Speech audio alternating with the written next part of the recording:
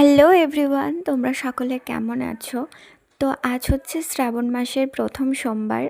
আর এখানে আমি সমস্ত ফুল বাগান থেকে তুলে এনে গুছিয়ে নিয়েছি।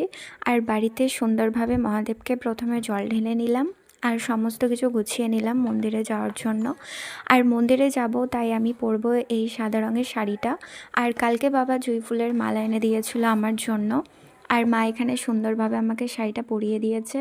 আর আমি সুন্দরভাবে সাজগোজ করে নিলাম।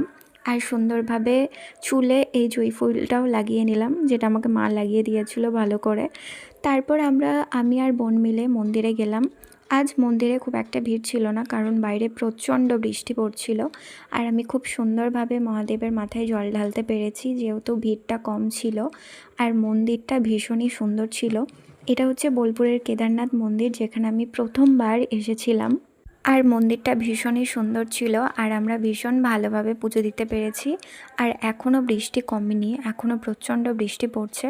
আর এখানে দেখো, আমার বোন আমাকে কুচি ঠিক করে দিয়েছে। এ হচ্ছে আমার কুচি ধরার পার্টনার। তারপর আমরা বাইরে গেলাম, আর বাইরে থেকে মন্দিরটাকে দেখতে আরও সুন্দর লাগছিল। আর এখনও বৃষ্টি কমেনি। আর সকলে মিলে এখনও জল ঢালছে, আবার বেশ কয়েকজন এখনও আসছে। তারপর আমরা সুন্দরভাবে ছবি তুলে ভিডিও করে তারপরে বাড়ি চলে এলাম। তো সকলকে টাটা।